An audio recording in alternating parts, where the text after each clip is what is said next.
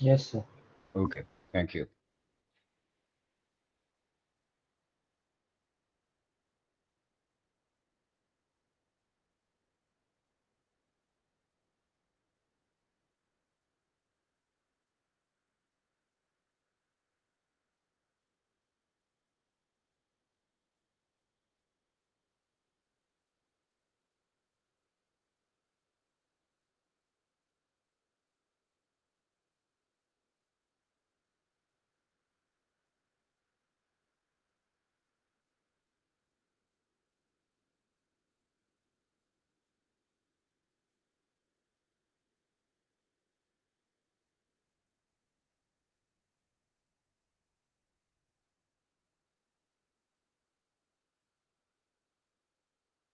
Please confirm that you can see the presentation.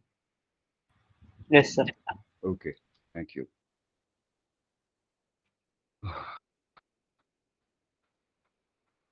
So let me just briefly return to the last topic that we talked about. Well, anyway, prior to that, we had talked about boundary conditions. We had also finished discussing potential work and energy, those ideas.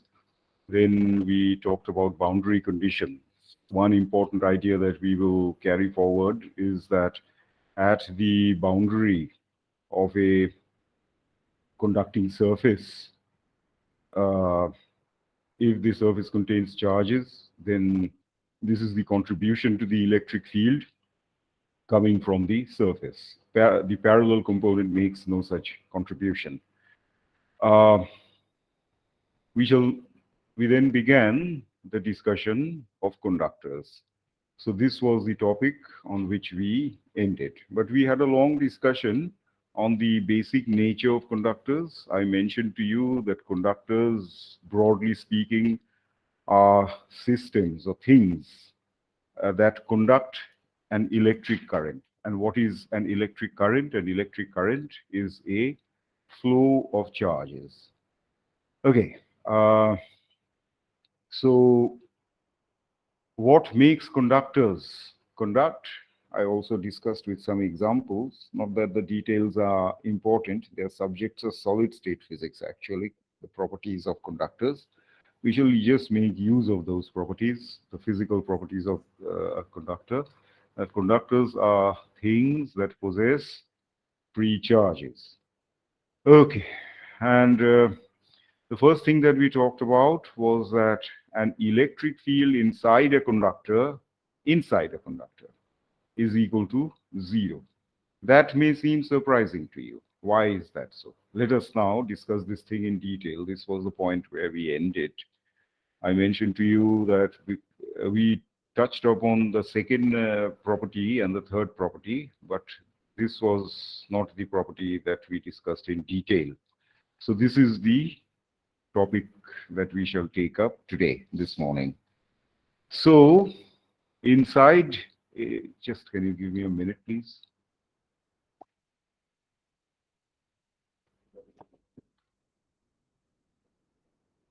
Sorry, please just bear with me for a minute.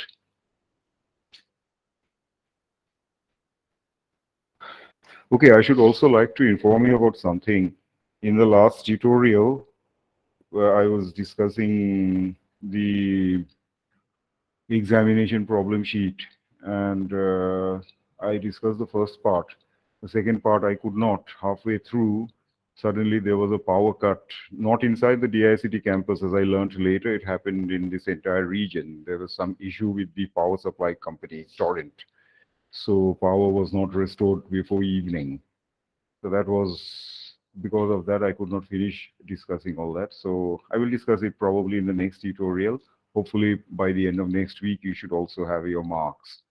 And yeah, so that's one thing that I thought I should mention here. And I'll supply you the solutions of the tutorial sheet that was discussed in my absence, because I mean, but the tutor hopefully discussed them with you with clarity. Anyway, I'll supply you. And anyway, that was meant to be a practice problem sheet, more like that. Anyway, so okay, so let's just now look at this first point. E is equal to zero inside a conductor. Let us first try to understand the nature of an electric field.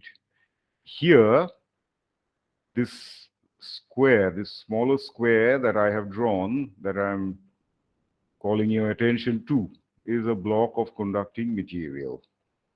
It contains, it's neutral. Overall, it is charge neutral. If it is charge neutral, then the number of positive charges will equal the number of negative charges. Okay. And so basically, then what happens is that an electric field arrow, like an arrow, an electric field line is coming from the outside. From the left, it is coming, piercing through this bulk and emerging out from this end. As it passes, there are these dotted lines that indicate the path of the electric field line. Okay, now be it understood, and I've stressed this point quite often earlier also, that a positive charge throws out field lines, and a negative charge takes in field lines. Always remember that. A positive charge throws out field lines and a negative charge will take in field line. Okay, so suppose in the, let's say that you have, I mean, not pertaining to this diagram, just generally speaking, you have a positive charge. It will throw a field line outwards, and suppose in the path of that field line, you place another positive charge. Now, I hope you realize that positive charges repel each other. Two positive charges will repel each other. So you have a source positive charge, which is throwing out field line, and in the path of that field line, you have placed a test positive charge. Okay. Now, since the two charges will repel each other, it means that the field line will be pushing the field line that has arisen due to the source positive charge will push the test positive charge outwards. And if instead of a positively charged test charge, if you were to have put a negative test charge, then you know that a positive source charge and a negative test charge will attract each other. Therefore, although in the case of the positive source charge, the field line is going outwards, a negative test charge placed in the path of that field line will be drawn towards the positive source charge, because charges of opposite signs will attract each other. Okay, so here the same principle applies in this diagram. This is a field line, an arrow coming from the left going to the right. It looks like that it has arisen from a positive charge. So the positive charge is to the left. It has thrown this field line outwards. It is going to the right. Okay, if it is going to the right, along the path, you have this block placed along the path of this field line. So as the field line is passing through that block, let us say it is a block of copper. As the field line is passing through that block, it will, remember, the block is overall charge neutral. Therefore, the number of positive charges inside the block will equal the number of negative charges inside. So as the electric field line passes through that block, the bulk property, you see that? Through this block, through the bulk of this material, it will sweep the positive charges forward and drag the negative charges in the opposite direction. The positive charges will be swept forward and the negative charges will be dragged. So if you have used a wiper or a broom on the floor, then just in the way the dust on the floor would be swept forward by the stroking action of your wiper, so it is that this electric field line will be sweeping these positive charges forward along its path. But then the positive charges will go only up to a point and no more. Where will they end? They will end at this edge. Thereafter, it can't move any forward. It has reached the boundary of the system. So the positive charges will gather on this side and the negative charges will gather on the opposite side. This is just a very simplistic description, but that should at least give you some understanding of the way things happen when an electric field due to an external source charge passes through a conductor. That is the way things happen. Okay. Now, the question is that I have written E is equal to 0 inside a conductor. Why so? Let us try to understand that. Now, as soon as these positive charges have gathered to the right and the negative charges have gathered to the left, these positive charges and these negative charges will create an electric field among themselves. Remember, field lines, the way they would look like that they have started from a source positive charge, and they would look like that they are going towards a negative test charge. So it would be like this. So it will create this separation of positive and negative charges inside the bulk material, inside the bulk of the conducting material, will create its own field. Why would this field be suddenly created? Earlier it was not there. Well, earlier, when there was no electric field, when there was no external electric field passing through this block earlier, the positive and the negative charges were uniformly mixed inside. Therefore, there was no electric field inside a conductor, as it should be. But now when there is an external field passing through the conductor, you will say that the external field is very much there within the conductor. Yes, so E can't be 0 because there's already an external field inside the conductor, I mean passing through the conductor, a field due to an external source passing through the conductor. Yes, that is true, but then that external field line has created some local imbalance of charges. You just see this thing. The total number of positive and negative charges inside the conductor is still the same as it was earlier. No problems with that, I hope. But the fact is that within the bulk of the conductor, the positive and the negative charges are separated. Although overall within the conductor they are the same, total in number, but at this end of the conductor there are more positive charges, and at this end of the conductor there are more negative charges. And as such, because of this internal separation of positive and negative charges, uh, a daughter electric field will be born. So which will give rise to an electric field going from the right to the left. This E naught prime with a minus sign is an electric field that has been created inside. E naught is an electric field that has come from the outside, pierced this block, and emerged on the other side. So E naught is an external field, and E naught prime with a minus sign is an oppositely directed internal field generated within the conductor because of the internal separation of positive and negative charges.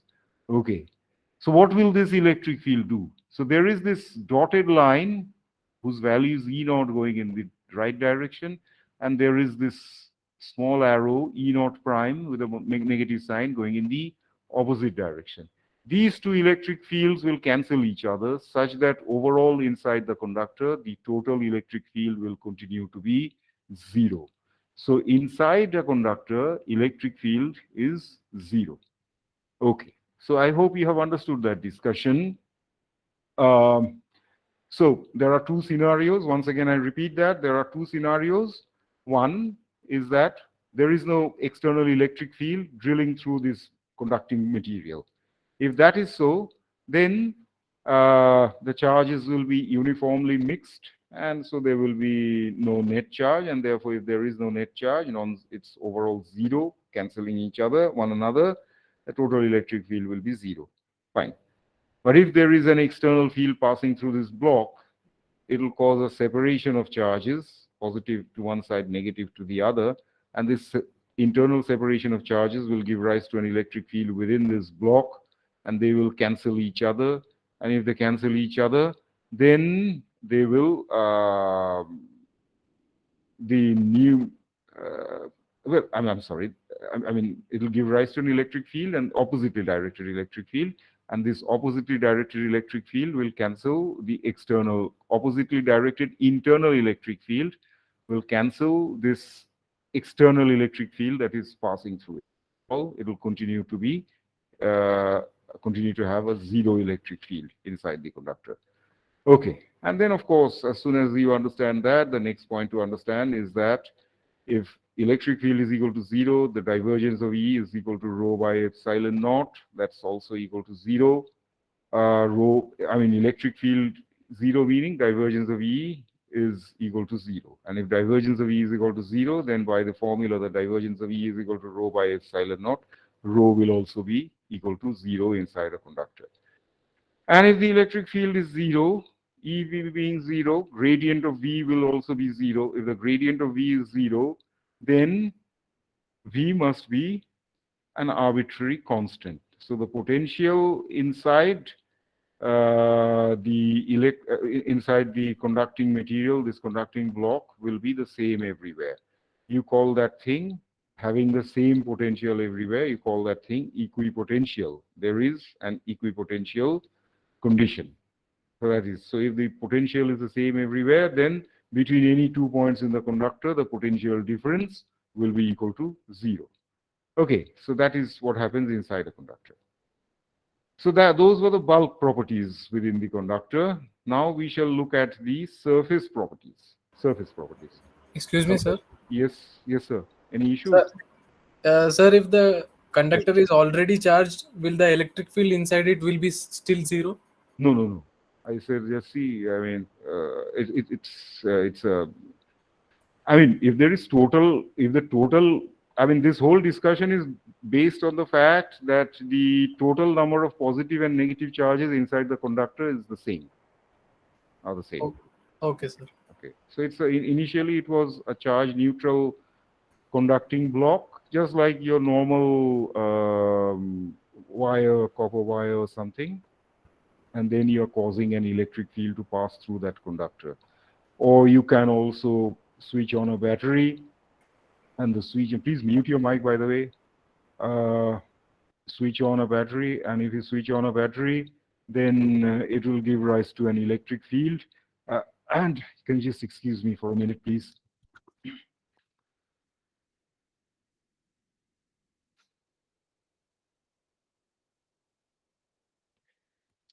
Yes, hello. So whatever it is, I mean, ideally within a conductor, if it is overall neutral, the electric field will be zero. If there is positive, if there is an imbalance of charge inside the conductor, then of course there will be no, we can't expect to have a zero electric field. Okay, that is the idea. So these, maybe I should just clarify that overall you are looking at a charge neutral conductor where the total positives and the negatives cancel each other. Okay. So I was referring to three properties. Properties of conductor: E is equal to 0, rho is equal, vector E is equal to vector 0, scalar rho is equal to scalar 0, and constant scalar potential inside. So these are the bulk properties of a conductor. Now you have the surface properties. Okay. What happens now? This question that somebody was asking: if there were net charges within the conductor, net charges. So suppose you have a situation whereby, let us say, there are more positive charges than negative charges. So in that case, suppose you have 15 unit of negative charge and 20 unit of positive charges. So out of the 20 units of positive charges, 15 unit will go in cancelling out the negative charges. Thereafter, there will be a net 5 unit of positive charges left. So it would look like this conducting material had 5 positive charges only, because the 15 negative charges would have been cancelled out by 15 positive charges. So what will these 5 net positive charges do? They will repel one another, and if they repel one another, then they will tend to get as far away from one another as possible. But how far can it go? They can only go far and no more. How far can it go? They can only go up to the boundary of the conductor. Like I said, that what is the nature of a conductor? They possess free charges, but this freedom is also has certain restrictions. In what sense? That the restriction is that the charges can move within the conductor and go far away from one another, as far away from one another as possible, but they can't go beyond the boundary of the conductor. Just like you as a citizen of India can travel to anywhere in India you want to. Nobody is restricting your movement, but you can't go outside of India. That is the thing. Can't go outside of India. So net charges will go as far as possible from one another within the conductor, but finally its movement will be restricted at the boundary of the conductor. So the net charges will go to the surface. And I have written something over here. It is the minimum energy configuration. What do I mean by minimum energy configuration? You know that if you have two charges of the same sign, let us say two positive charges, the closer they are, the more energetic will the overall arrangement be. Because let's say you have got two charges of value Q1 and Q2. So the total energy of this system will be Q1, Q2 by 4 pi epsilon naught R. Not R squared, but R. We have discussed this thing earlier in the context of work, energy, potential, all that. So if R is small, then Q1, Q2 by 4 pi epsilon naught divided by R will be a large number. Small number in the denominator makes an overall large effect. And so if R is small, it will overall be a large number. But if R is large, then overall it will be, energy will be small. So that is what happens. The charges will tend to be as separated from one another as possible, have large distances among themselves. And if large distances will be there, then there will be minimization, that much lowering of energy. Net charges reside on the surface. In the last class, while we were ending, somebody asked me, why do the charges not leave? Well, it all depends again on the kind of energy that you allow the system to have. What do I mean by that? Just think of something. It's been raining lately, so every now and then it will rain. Unusual weather for the time of the year. As you have realized, we have the Navratri season and yet it is raining in patches. So you would have noticed that water would gather in potholes on the streets, wherever. And then after a full day of hot sun, the water would gradually evaporate. So what is this evaporation process? That water molecules leave the surface and go up into the atmosphere. Why do the water molecules leave the surface? Because they're constantly moving around, jiggling around, they have motion. And as such, if they have motion, they will also possess kinetic energy. So if there is a hot sun, then the temperature of the atmosphere outside will be hot and it will contribute because of thermal effect. Hot air will contribute, or the hot atmosphere will contribute part of its energy, hotness, to the water molecules on the surface of your puddle, water puddle. And some of the molecules on the surface will gain energy from the atmosphere, from the air, and eventually it will move so fast that it will leave the surface of water and take off. So this process is evaporation. So hotter the conditions are, more quickly will evaporation be. Evaporation doesn't happen under very cold conditions very readily, but hot, dry conditions, you will have evaporation. For instance, in the extreme summer, here in Gujarat, temperatures go up to 45, 46 degrees Celsius. So if you keep a vessel full of water, then in very quick time all the water will evaporate. But you do the same thing on a winter month, it will take a longer time. So basically, to leave a surface, a particle will need energy to be supplied from the outside. Now the question, so in the last class somebody was asking this question, so why is it that they will only go up to the surface and no more? And why wouldn't they leave? I told you that the particles are free to move inside the bulk of the material, but that freedom will only extend to the boundary of the material and no more. So they are not free to move out of the boundary of the material. So this is the answer. The particles will be trapped within the material and they will not be able to leave the material. Why not? Because they do not have sufficient energy to leave the surface. Notice that here we are not talking about water. Had it been water, water molecules do not require a very large amount of energy. But here in this system, it's a solid crystalline metal block. So if you want to make things move out, evaporate, so to speak, you will need a much larger supply of energy. That doesn't happen under normal conditions. So that is, when I said normal conditions, I mean the conditions in which you live, your room temperature conditions, your laboratory conditions, all those places, your regular daily experience. So that is why the particles, the charged particles will only go up to the surface and no more. Anyway, so net charges will reside on the surface. Okay.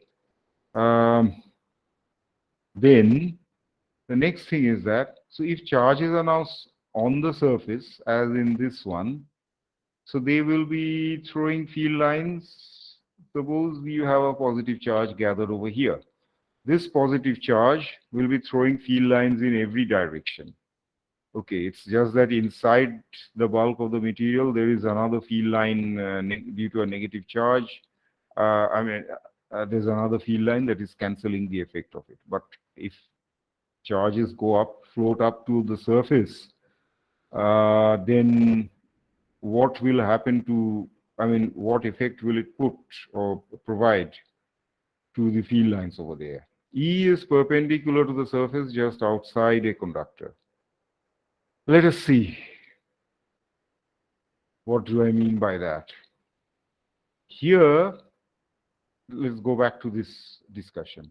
You have net charges in a conductor. These net charges will rise to the surface, reach the surface, and stay put on the surface. So there on the surface, it will throw field lines, and those field lines will have this value, sigma by epsilon naught n cap, normal. So on this surface, it will look like the field lines will be going up like a bed of nails, like arrows sticking out of a flat surface.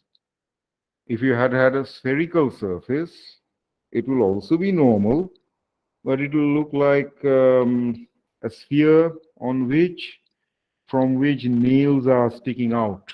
So that is how it happens. So spikes are sticking out from that sphere. So they will be normal. The field lines will no longer be, two adjacent field lines will no longer be parallel to each other as it would happen here on this surface. That will not happen. But nevertheless, from the point where the surface is, the field lines would look like that they are coming out normally. So that is what happens. So here, that is an important property. E is perpendicular to the surface just outside a conductor. So those are the surface properties. So as I said, I wanted to discuss the properties of conductors. So there are three bulk properties, namely that electric field inside a conductor is equal to 0, charge density inside a conductor is equal to 0, and inside a conductor, the potential is the same everywhere. When we talk about the bulk properties, we are usually operating under the tacit understanding that overall the conductor is charge neutral. The total number of positive charges cancels the total number of negative charges. But suppose you were to have net charges inside the conductor. If there are net charges inside the conductor, then the unbalanced number of charges will repel one another and put as much distance as possible among themselves, and as such they will go right up to the boundary or the surface of the conductor. This is required from the point of view of minimum energy, because remember, nature has an inherent tendency to minimize energy. So energy has a cost, so nobody wants to expend too much energy. So that's why you're all advised, whenever you're not using a room, to turn off the light and fan. Lights and fans, you are advised to turn off because they cost energy to be operated. Okay, so that is one thing. Now, we shall use these ideas to look at force on a conducting surface inside a conductor. E is equal to 0. So suppose you have a situation whereby charges are residing on a conducting surface. Whatever it is, inside the conductor, electric field will be equal to 0, but on the surface of the conductor, you will have net charges residing. Now, what will it do is that immediately outside the conductor, E will be sigma by epsilon naught n cap, where sigma is the surface charge density. Where have I got this thing from? We have got this thing from this discussion. The difference between, if there are charges on a surface, on a conducting surface, here we are talking about a plane surface, but it could hold, this discussion could apply for any other surface. So if there are charges residing on a conducting surface, then the difference between the fields just above and below that surface is sigma by epsilon naught. So if below the electric field is equal to 0, then just above the surface, in the case of a conductor with a surface, conductor block material, bulk material, just above the surface, the electric field line will be sigma by epsilon naught n cap. Okay, so that is what it is. Now, if the electric field is equal to this, then there will be an idea, we can bring in the idea of a force over there. What is force? Let us now try to understand. How will you, suppose I have given you an electric field. How will you craft a force out of that? Simple thing to do. Multiply the electric field with a charge. Okay, so the electric field is multiplied with a charge, so that will give you force. But force per unit area will be electric field multiplied with charge per unit area. And what is charge per unit area? Charge per unit area is the surface charge density sigma. So force per unit area will be 4F vector. Force per unit area is equal to surface charge density into the electric field. However, we have to be careful now. What electric field shall we take? Because this electric field is not a continuous electric field. It is not coming from anywhere else. It is being created on the surface, but there are two areas, two surfaces to this thing, or two faces to this surface, one an inner face and one an outer face. So you have to take the average of these two things. Just so inside you have 0, just inside the surface, below the surface you have 0, and just outside you have sigma by epsilon naught. You have to take the average of those two. So that's why you're taking the E average. So that's one thing. And so average of these two numbers is half.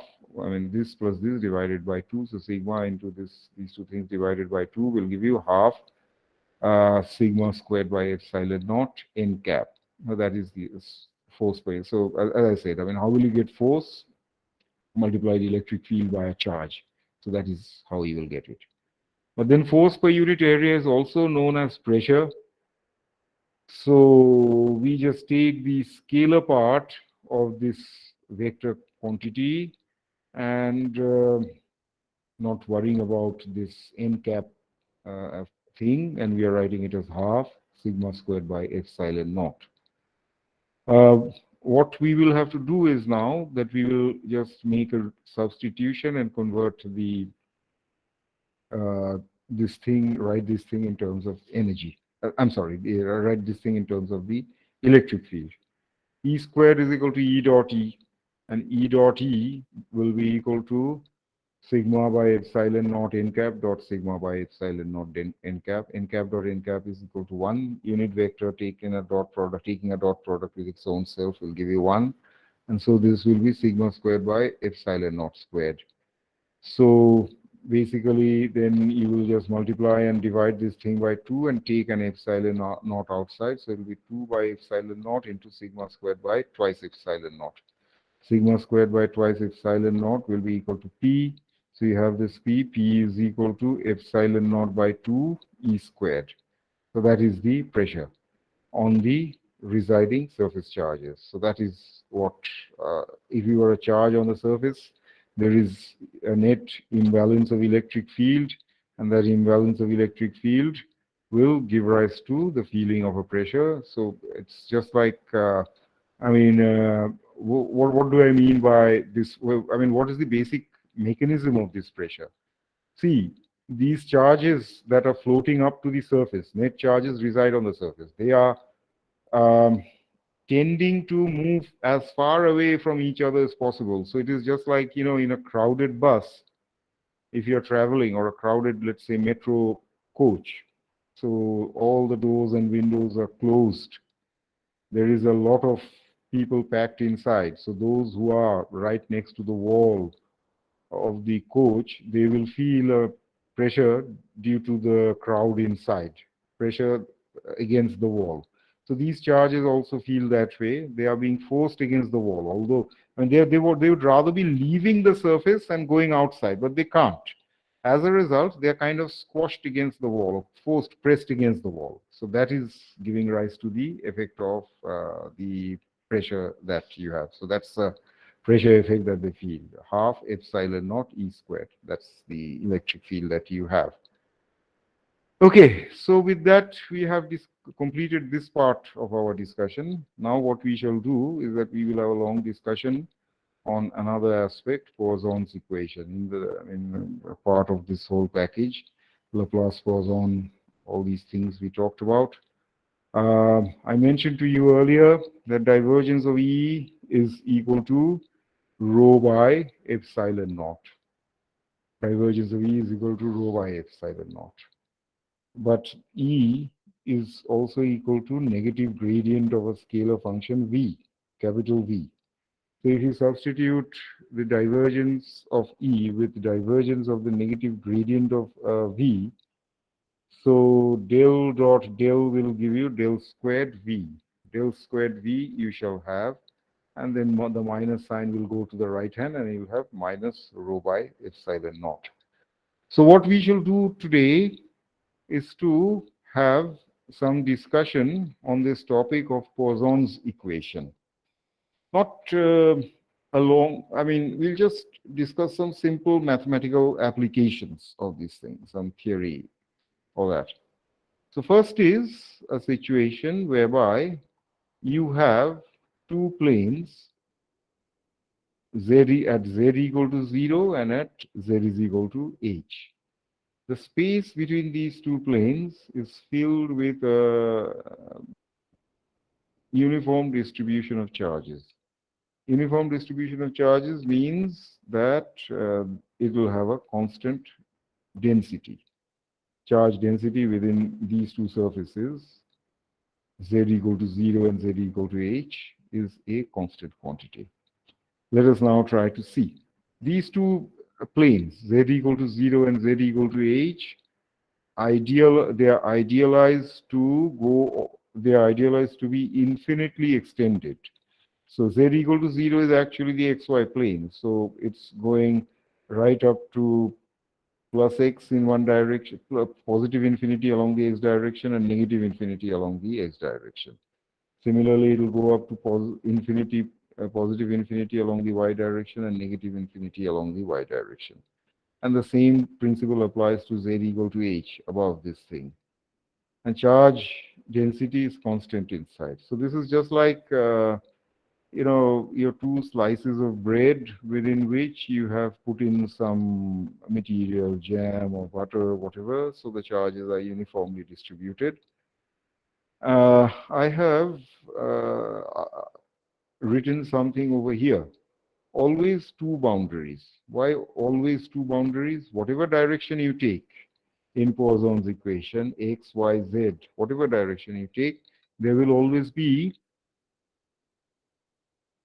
a first point and a second point, z equal to 0 and z equal to h. So why always two boundaries? Simple answer, you are dealing with a second order differential equation. And if you are dealing with a second order differential equation, then you must work with two boundaries. You cannot avoid that. What do I mean? Simple answer I'll give you. Suppose I have given you a differential equation. You follow the mathematical discussion carefully. Suppose I have given you a differential equation d2y dx squared is equal to 0. If that is so, then you will integrate this equation. Dy dx is equal to a constant, you call it m, and then y is equal to m into x plus c. So that is the equation of a straight line. But you have introduced two arbitrary constants, m and c. That is important. Now you will have to fix the values of these two arbitrary integration constants. Otherwise, you will not get complete information. If that is so, then you have to apply a boundary condition. Suppose I am saying that y is equal to 0 at x equal to 0. So then you have the equation y is equal to mx plus c. So you will write 0 for y is equal to m into 0 for x. Y is equal to, 0 is equal to m into 0 plus c. So m into 0 will also be equal to 0. Therefore, c will be equal to 0. So you have used one boundary condition, namely that when x is equal to y is 0, y is also equal to 0.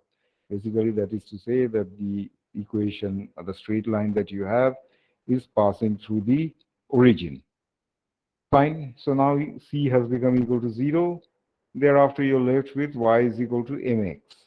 So then I'm giving you the second boundary condition that at x equal to 1, y is equal to 1. So 1 is equal to m into 1, therefore m is equal to 1. So this is a simple example of using two boundary conditions to completely determine the solution of a second order differential equation. So here also in Poisson's equation, it is a second order differential equation. In every variable, you will need two boundaries. This del squared v means that this thing is actually del 2v del x squared plus del 2v del y squared plus del 2v del z squared. So for each of these variables, x, y, z, you will require two boundaries. However, for this particular problem with which we are working, you don't have to worry about variation along the x and y direction. Why not? Because this system is open-ended along the x direction and along the y direction. It's just closed along the z direction. At z equal to 0, it has a surface, and at z equal to h, it has got another boundary surface. So the charged material uniformly of uniform density is smoothly distributed between these two boundary surfaces, and as such you just have to worry about how the electric field is changing, or the potential function is changing along the z direction. So v is just a function of z, no longer a function of x and y. If it is not a function of x and y, then del 2v del x squared and del 2v del y squared, if v does not depend on x and y, but depends only on z, then del 2v del x squared and del 2v del y squared will both be equal to 0. And so your Laplace operator del 2v will simply be d2v dz squared. Notice that now we have got only one independent variable to worry about.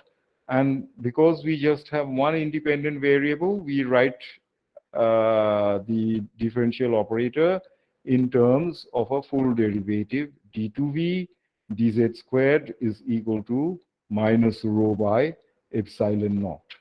Okay, so here is your simple equation. d2v dz squared is equal to minus rho by epsilon naught, where rho we are treating as a constant, which is not a bad approximation. Usually, if there is no other external field creating a charge imbalance or anything, the charges would tend to be homogeneously distributed, uniformly distributed, meaning that, I mean, suppose you have got only one set of charges, let's say positive set of charges, and if you put them together, they would tend to repel one another, but the repulsion will be uniform. All charges would want to get away from all of the other charges with the same amount of eagerness. And so the repulsion, will create a balance. The balance will be that all the charges will be spaced equally from one another. Okay, so there we are. Next is dV dz is equal to minus rho by epsilon naught z plus A. That A is a constant quantity, unknown constant, just like I told you a little while ago while discussing the example of the equation of a straight line. d2y dx squared is equal to 0. Therefore, y dy dx is equal to m, a constant you have introduced, and y is equal to mx plus c. Every time you integrate, you will introduce an arbitrary integral constant. And so that is what you have. A first integration. First, it gives you the first integral. You have d2v dz squared. So that will give you dv dz is equal to minus rho by epsilon naught z plus a. And then second integral will be v is equal to minus rho by epsilon naught z squared by 2 plus az plus b, where b is the second constant of integration, integral constant. That is what you have. Electric field. Electric field E is equal to minus gradient of the scalar function. Ultimately, we shall have to find the electric field. Don't forget that. But occasionally, it gives you the advantage of greater mathematical convenience if you can find the electric field through a scalar approach. First, you find the potential, and then from the potential, you should be able to find the electric field by this general formula, E is equal to minus gradient of a potential function. So E will be equal to minus ddz of V, negative gradient. So the negative gradient of a potential function will be minus del V, and minus del V, this gradient of V, and so that is equal to minus dv dz. Written in full, it will be minus dv dz. There is no contribution, of course, coming from x and y. Both are 0. X and y are not variables of this problem. So, and it will be z cap. That is in one dimension. And then what is dv dz? Just a while ago you found it. dv dz is equal to minus rho by epsilon naught z plus a. So you put a minus over here. Negative dv dz will be equal to rho by epsilon naught z minus a z cap. So that is what it is. So the constants a and b are determined from the boundary condition at z equal to 0 and z equal to h. Just a while ago I told you these things. I discussed these things with an example that the second order differential equations require two boundaries to be completely determined. So that is the basic principle that shall carry in all the Poisson problems that we shall take up. Let us see what are the, by the way, here we have just chosen a variation along the z direction. So we have a bottom plane and a top plane. We could do the same thing along the x and y directions also. Meaning, suppose you want to work with the x variable, then you will go in the x direction, so you'll have a front plane and a back plane. If you were to go along the y direction, if you were to study the variation only along the y direction, saying that the electric field does not change along the z or the x directions, if that is so, then what you will do is that you will have the two boundary surfaces as one left surface and one right surface. So that is the basic idea that you have. Okay. So likewise, we go to cylindrical symmetry. Let us now see. In the case of cylindrical symmetry, earlier I gave you the example of two boundary planes. Now you have got two boundary cylinders. This is somewhat like a donut or a cream roll or something, where you have an inner roll, inner cylinder, and you have an outer cylinder, and the volume, the space between the two cylinders is trapped with a uniform constant distribution of charges, a homogeneous and constant distribution of charges. Therefore, charge density of charges trapped between these two cylinders is a constant quantity. The algorithm is the same. Let us see how. First, in all of these Poisson problems, you see on which variable you are required to find the dependence. Here, you are required to find the dependence of the potential function in the S direction. Okay. So del 2V is equal to minus rho by epsilon naught is the general Poisson equation. Then from that general Poisson equation, you write the appropriate operator, appropriate with respect to the variable that you are studying. So del 2V will be minus rho by epsilon naught, and that will be 1 upon S dds of S dVds. Incidentally, in the examination, these things were supplied to you in a table of formulae that is known as the cheat sheet. So you were given that. So 1 by S dds of S dVds, and that is equal to minus rho by epsilon naught. So you have got two infinite concentric cylinders, S equal to S1 and S equal to S2. Okay, so you take a constant rho, constant density. And so what will happen is that dds of S dVds is equal to minus rho by epsilon naught S. Okay, first integral. What is the first integral? The first integral is integrating this. So of course the left hand side will be S dVds is equal to minus rho by epsilon naught. Then integration of S will give you S squared by 2 plus the integration constant. And so that will give you, then you divide throughout by S, and you'll get dVds is equal to minus rho by epsilon naught S by 2 plus A by S. Okay, and then the next task is to find out the second integral. What is the second integral? Here you have the left hand side will give you V, and the right hand side will give you minus rho by epsilon naught by 2. Again, you have to integrate this thing. It will be S squared by 2. And so 2 and 2 will give you 4 in the denominator plus A log S. Integration of 1 upon S, or 1 upon any variable. If you want to integrate, that variable will give you a log X, log of that variable function. So A log S plus B. So that is the second integration constant. And the electric field will be minus dVds S cap. And what is dVds? You've already found that. Put a negative sign in front of that. So it will be plus rho by epsilon naught S by 2 minus A by S S cap. So that is the electric field. So basically, just see what are the points to take. If you were asked a kind of a derivation type question, or if I were to ask you, derive the exact formula of Poisson equation or the electric potential potential by using Poisson's equation in cylindrical symmetry or any kind of symmetry in the previous case also. Here's the flow. First you write the equation in itself, the most general form of the Poisson equation as it applies to any system. Second, you write the particular form that is appropriate for your kind of symmetry. In this case, you have chosen this form.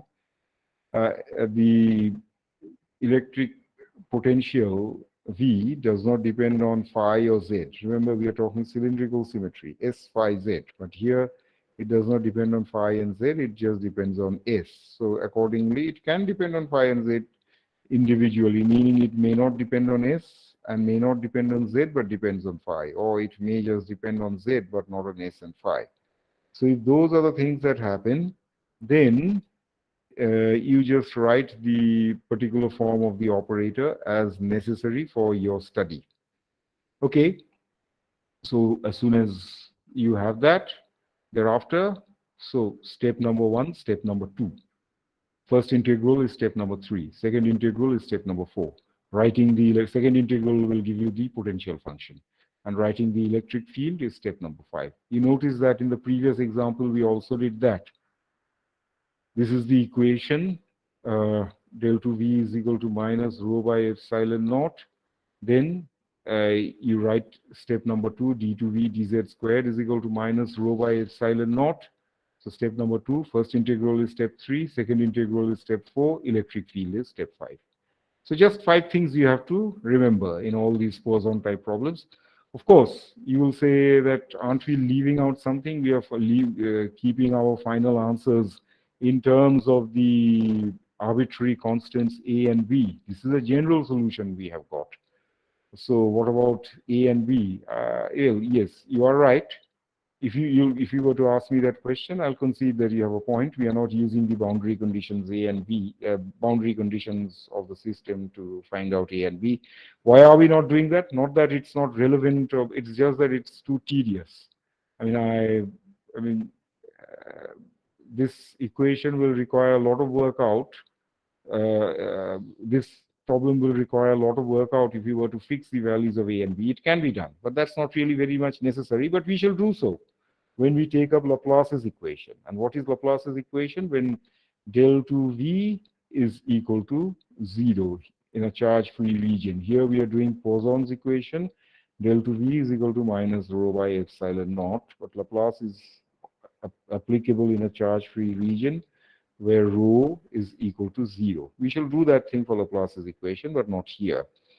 Okay, let us now go to the discussion of spherical symmetry.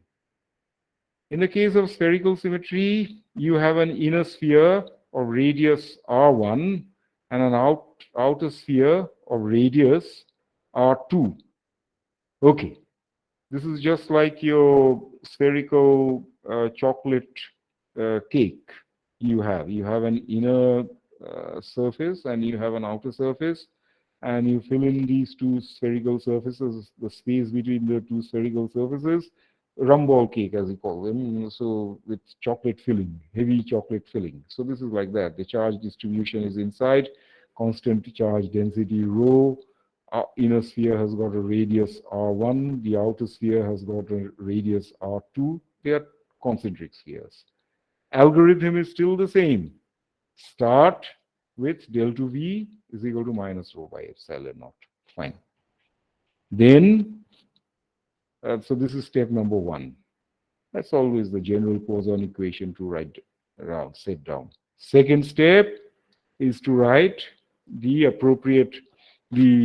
Laplacian operator in terms of appropriately in terms of the variable with which the potential function is varying, changing. V is equal to, V is a function only of the radial variable. It does not depend on theta and phi.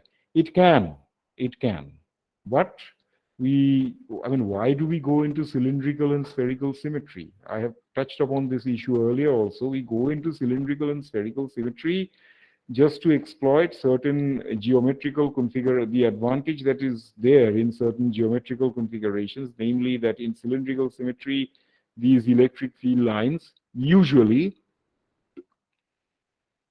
but not always, vary with respect to only the S variable. So that's why we go into cylindrical geometry. Otherwise, we could have done everything. By the way, I discussed with you so much about cylindrical and spherical geometry. We need not have done that. We could have just discussed everything with the help of the XYZ variable, and you would have gone nowhere wrong, except that your 2-line calculation will become 5-page calculation. So that's the only difference. So physics-wise, there is no big deal. But math-wise, you'll be sparing yourself a good deal of trouble if you were to choose the appropriate set of coordinates. I'm not saying the right set of coordinates. No coordinate is right or wrong. All coordinates are equivalent to one another, each other. So it's only that if you choose a suitable set of coordinates, that you'll make your mathematical task easier. So that is what you do. So we choose the spherically symmetric set so that only the R variable is relevant. There's no way change in theta and phi. So the geometry gives you this coordinate set. And that's equal to minus rho by epsilon naught, and you take a constant rho. So you've got two concentric spheres. So DDR, so again, so basically then you'll have to just reorganize this equation. DDR of R squared dVdr is equal to minus rho by epsilon naught R squared. Okay, so step number 1, step number 2, you have done. Step number 3, finding the first integral. R squared dVdr is equal to minus rho by epsilon naught R cubed by 3 plus E, first integration constant, and then again you're dividing throughout by R squared, and you'll get dVdr is equal to minus rho by epsilon naught R by 3 plus A by R squared. Okay, so you have this thing, or A R raised to minus 2, A into R raised to minus 2. Next is the second integral, V is equal to minus rho by epsilon naught. The second integral, when you take the integration of R, it will be R squared by 2, but there's a 3 over here, so there will be a 6 in the denominator. And then this thing will be minus A by R plus the second integration constant. So step number 3 is the first integral. Step number 4 is the second integral. Step number 5 is to find the electric field. Electric field is equal to minus dVdr R cap. So that is what you have, and dVdr is given here already.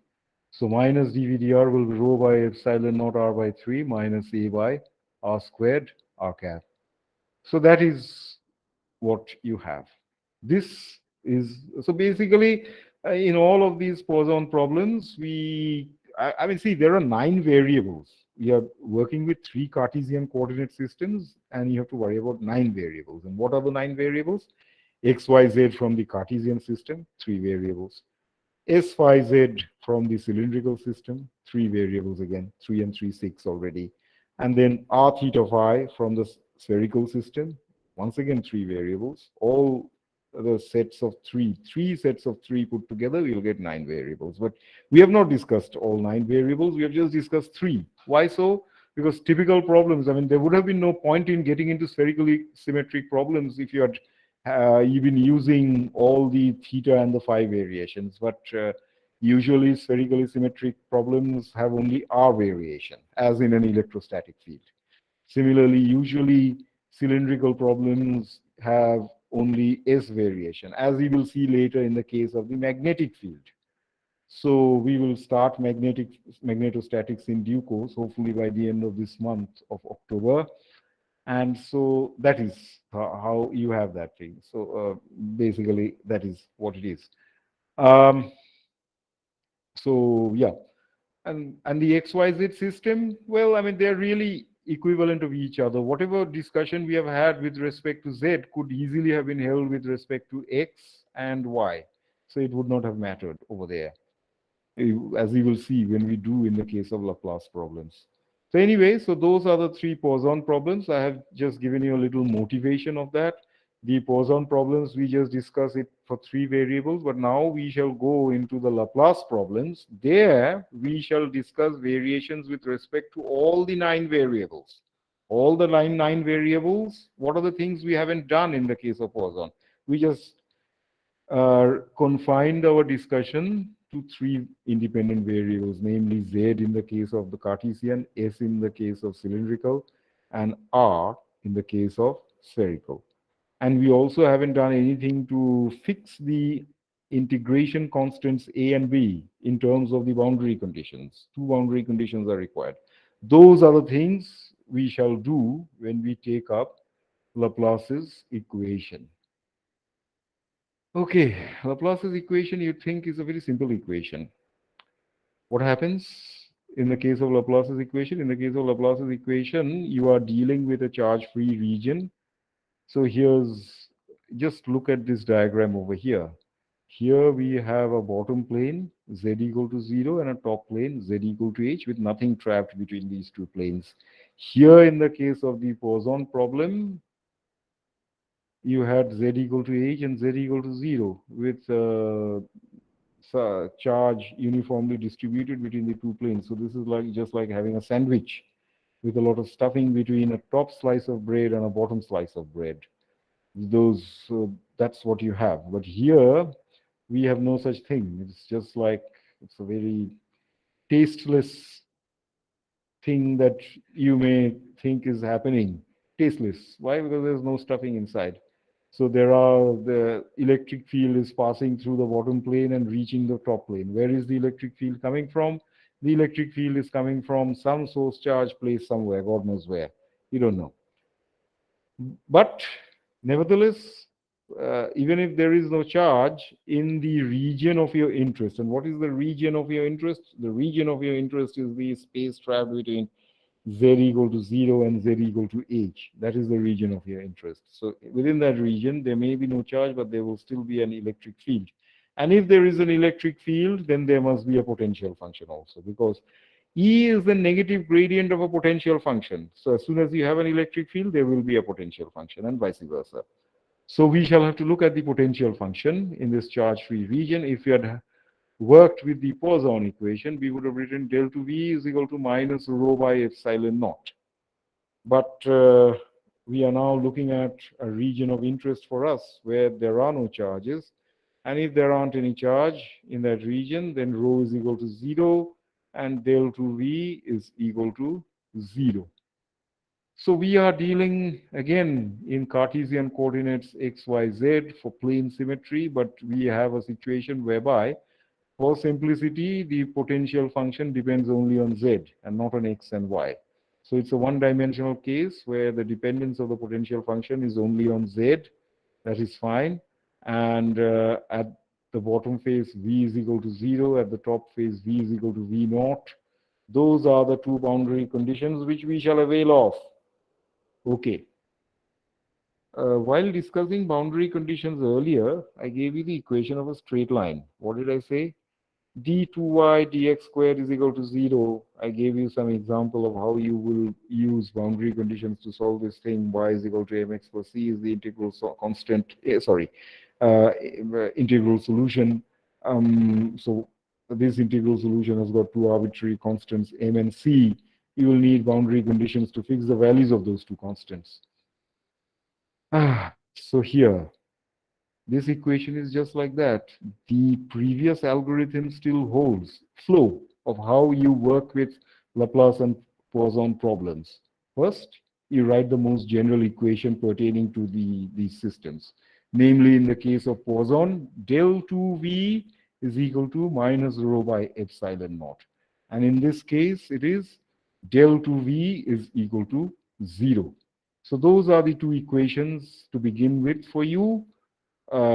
Respectively in the case of Poisson and Laplace problems. Next is, here we are dealing with only v depending on z. Fine, that's very good, makes our task so much convenient. Otherwise, the Laplacian operator is what?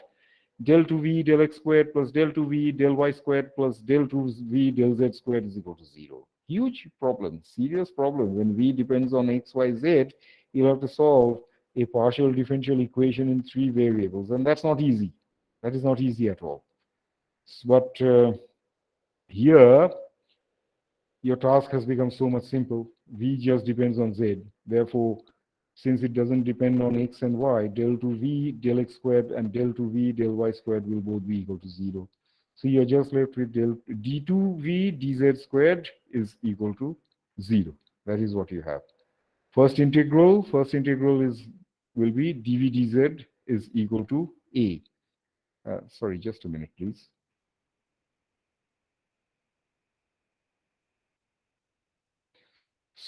Just a minute, please. Yeah. So the first integral will be dv dz is equal to a, and the second integral will be v is equal to az plus b. Can you see what is happening? This is the equation of a straight line, actually. That's the equation of a straight line. It's a linear equation. That's the second integral. Boundary conditions. Now we shall use the boundary conditions. What are the boundary conditions? At v equal to 0, at z equal to 0, v is equal to 0. At z equal to h, v is equal to v naught. Those are the boundary conditions. So when you put the boundary conditions in this equation, just what I discussed verbally, we are now doing by hand. Here, put z equal to 0 here and v equal to 0. Apply the first boundary condition. 0 is equal to a into 0 plus b. So 0 is equal to 0 plus b. Therefore, b must be equal to 0. Very good, fine. Second is, so b goes away. Z equal to h, a into h is equal to v naught. So v naught is equal to a into h. Therefore, a is equal to v naught by h. So that is what it is. So your equation is v is equal to v naught into z by h. You notice this thing? This is just the equation of a straight line that is passing through the origin. Y is equal to m into x. As you study in your school coordinate geometry, y is equal to m into x. So y is to be replaced by capital V, x is to be replaced by z, and m is v naught by h. E, vector E, is the negative gradient of the potential function minus dv dz z cap. And what is dv dz? You can find it from here. dv dz is equal to a. And what is a? A is equal to v naught by h. So minus dv dz is equal to v naught by h into z cap. Incidentally, here you see a clear example of what the unit of the electric field should be. Potential by length. Many of you write the electric field as Newton per Coulomb. Okay, I'm not making any serious issue about that, but the universally accepted, I mean, why do you write electric field as Newton per Coulomb? Because force is equal to charge into electric field. Force has got the unit of Newton and charge has got the unit of Coulomb. So Newton is equal to Coulomb into electric field. And electric field therefore will be Newton per Coulomb. So people write Newton per Coulomb, but this is the accepted unit, universally agreed upon unit of the electric field, which is volt per meter. V naught is the potential function, as in potential. Actually, it is a potential difference. Remember one thing again and again, although I casually keep referring to potential, when you're dealing with electricity, it is not the potential that you are able to measure. You only measure potential difference. We have discussed this thing in detail in the last class. Although you say, why, what do you mean? I said that all this potential that you're measuring is with respect to zero potential value that has been set as at infinity. But who has set it at infinity? You have. You have defined it. Nature is naturally not naturally providing you the value over there. You have said, well, okay, at infinity, let's set it equal to 0. And then there will be some arbitrary additive constant, but we don't have to worry about that, because when we take potential difference between 2 points, at both points you will have contributions coming from that same arbitrary constant, additive constant, and that effect will cancel when you take the potential difference. Anyway, so that's the point I'm stressing once again. You should have no confusion about this thing in the future.